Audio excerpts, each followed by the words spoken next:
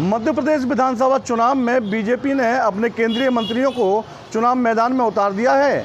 ऐसे में केंद्रीय मंत्री नरेंद्र सिंह तोमर को चुनावी विधानसभा से उतारने के बाद अब राजनीतिक गलियारों में चर्चा का विषय बन गया है कि केंद्रीय मंत्री ज्योतिरादित्य सिंधिया को भी क्या चुनावी मैदान में उतारा जा सकता है। हमारे साथ कुछ स्थानीय लोग मौजूद हैं, हम उनसे चर्चा करेंगे। सर, ज्योतिरादित्य सिंधिया का नाम चर्चाओं में है विधानसभा से उतारने के लिए, तो क्या कहेंगे आप इस पर?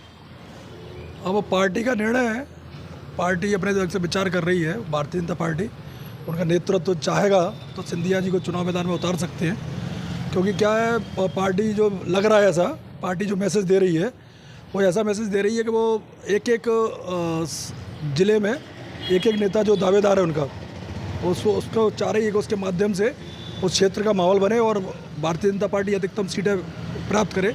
तो बड़े बड़े नेताओं को उतार रहे हैं। उसके बाद हो सकता है कि भविष्य में ये लोग सीएम के दावेदार भी हो सकते हैं। ये चेहरे, चर्चित चेहरे हैं, श्रीमंत सिंधिया जी का, नरेंद्र सिंह जी का, उस नाते हो सकता है पार्टी निर्णय ले सकती है और सिंधिया जी भी आज शिवपुरी से विधानसभा से मैदान में आ सकते हैं या अन्य किसी विधानसभा से पार्टी निर्णय ले सकती है। ये पार्टी के ऊपर निर्भर है। ज्योतिरादित्य सिंधिया एक बड़ा चेहरा है मध्य प्रदेश की राजनीति, केंद्र की राजनीति में, तो क्या लगता है उन्हें चुनावी मैदान में उतारना ठीक रहेगा?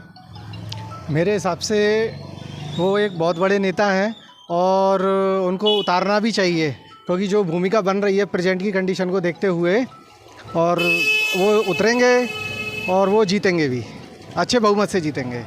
क्या लगता है कहाँ से चुनावी मैदान में उतारा जा सकता है सिंधिया जी को? देखिए साहब, ये है चुनावी चर्चा। आप ज्योतिरादित्य सिंधिया को उतार लें, चाहे आप गोवा के मुख्यमंत्री को यहाँ ले आएँ, मैं बोल रहा हूँ मोदी जी यहाँ आके सभा कर लें। जनता सब समझ गई है, इनको इस बार करारा जवाब देने वाली है। एक बात बताइए आप, जो पार्टी जनता के मतों को बेच दे, क्या जनता उनको माफ़ करेगी? कभी नहीं करेगी जनता उनको माफ़। जनता सर्वोपरि है। जनता आपको बिठालना ऊपर जानती है तो नीचे गिराना भी जानती है।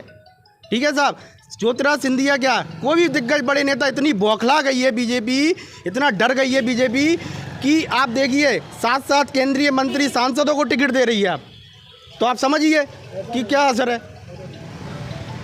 तो ज्योतिरादित्य सिंधिया को लेकर चर्चाओं का बाजार इस समय गर्म है कि वो कहाँ से चुनावी मैदान में उतर सकते हैं। सर, आप बताइए कहाँ से चुनावी मैदान में उतर सकते हैं, कौन सी सीट रहेगी? ये तो पार्टी तय करेगी कि कहाँ से उतारना है, किंतु इतना मैं कहूँगा कि आधुनिक ग्वालियर के विकास में सिंधिया परिवार की महती भूमिका रही है। प्रदेश का पहला मेडिकल कॉलेज ग्वालियर में था। आप बड़े स्टेडियम की बात करें, रेलवे स्टेशन की बात करें, तो सभी में माधवराव सिंधिया जी की बहुत बड़ी भूमिका रही।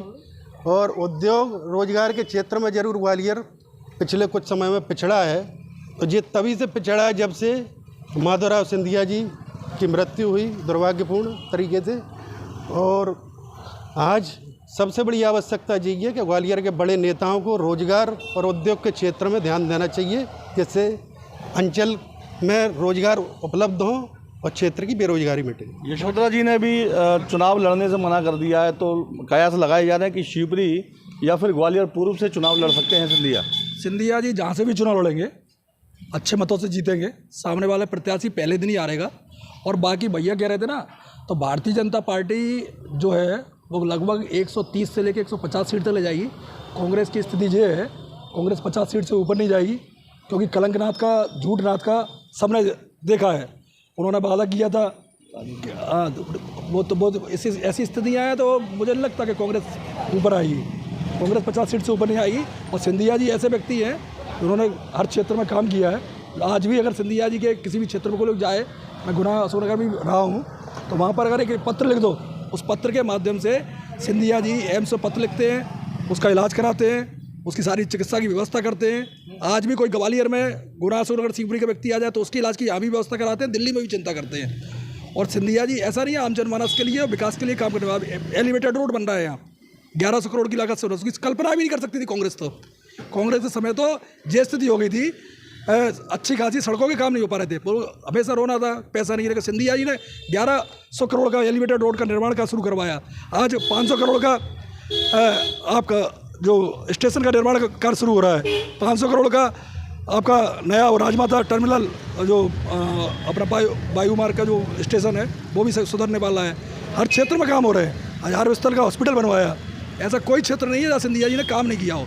फैक्ट्री लगाने की बात है, रोजगार के संबंध में बात है, तो रोजगार के संबंध में बाम और जो अपना मालनपुर, जिस श्रीमंत सिंधिया जी के पिताजी माधवराव सिंधिया जी के समय में यहाँ हुआ, तो काम करा है और विकास किया है और उनको जनता पसंद करती है, वो तो जीतेंगे और भारतीय जनता पार्टी भी जीतेगी। 2 सीटों से कयास लगाए जा रहे हैं, ग्वालियर पूर्व और शिवपुरी। तो क्या लगता है अगर यहाँ से ज्योतिरादित्य सिंधिया खड़े होते हैं तो क्या उनकी डगर आसान होगी? अभी तक यहाँ पर ऐसा कोई काम नहीं हुआ है जिसको हम देख के, हमने अभी 3 बार बीजेपी को वोट दिया है, लेकिन इस बार हमारा मत बदल गया है। लोकल का आदमी कोई खड़ा हो, हम उसके बारे में चर्चा करेंगे। ये विधायकी और पार्षदी के चुनाव में लोकल के व्यक्ति को अहमियत दी जाती है, ना कि वरिष्ठ को।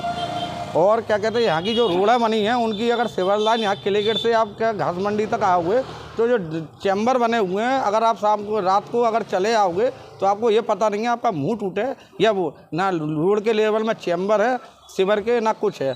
यहाँ पे विकास के नाम पे नीलबटा सन्नाटा रहा है और सिर्फ अपना पेट भरने के लिए यहाँ पर आते हैं और जीत के चले जाते हैं। ना इस क्षेत्र का बौद्धिक विकास कुछ भी नहीं हुआ। सिंधिया जी अगर चुनाव लड़ते हैं तो सिंधिया जी की कितनी डगर आसान रहेगी? हम तो क्या, हमारा प्रिपेयर तो यहाँ का लोकल का व्यक्ति रहेगा जो हमें जानता होगा, जिसके पास हम सीधे जा सकते हैं। वो हमें वरिष्ठ नेताओं से कोई मतलब नहीं है। वहाँ से लड़ेंगे तो क्या स्थिति है, बोलो ना। हम अपने विधानसभा की जानते हैं, अगर यहाँ से लड़ेंगे तो हम लोकल को प्रिपेयर करेंगे।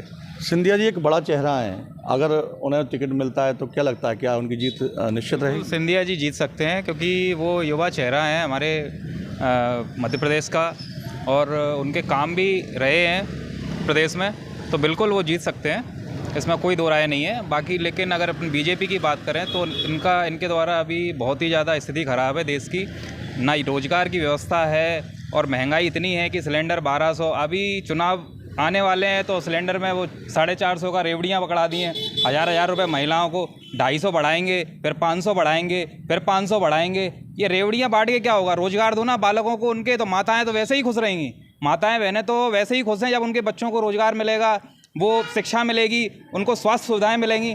कोई नहीं, सारे हॉस्पिटलों में जाओ तो वो एक कार्ड है, वो जो आयुष्मान कार्ड मिल रहा है, उसका इलाज के नाम पे लोग भटक रहे हैं, किसी को इलाज प्रॉपर नहीं मिल रहा है। मेडिसिन के क्षेत्र में कोई एडमिशन नहीं हो रहे हैं, मेडिसिन के जितने भी पेशेंट जाते हैं सबको लौटा देते हैं वो हॉस्पिटल वाले।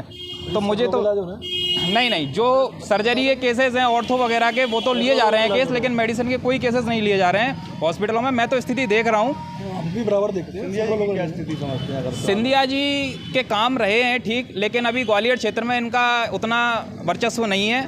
इनका अभी मुझे हालत यहाँ ठीक नहीं लग रही है, यहाँ से तो जीतना असंभव है, यहाँ से तो नहीं जीतेंगे मेरे हिसाब से। तो आपने ग्वालियर की जनता को सुना, जिनका साफ तौर पर कहना है कि जो सिंधिया जी हैं वो एक बड़े नेता हैं और चुनावी मैदान में कहीं से भी उतरेंगे तो शायद जीत भी जाएं, लेकिन जो बीजेपी के शासनकाल में महंगाई रही है एक बड़ा मुद्दा जनता बना सकती है।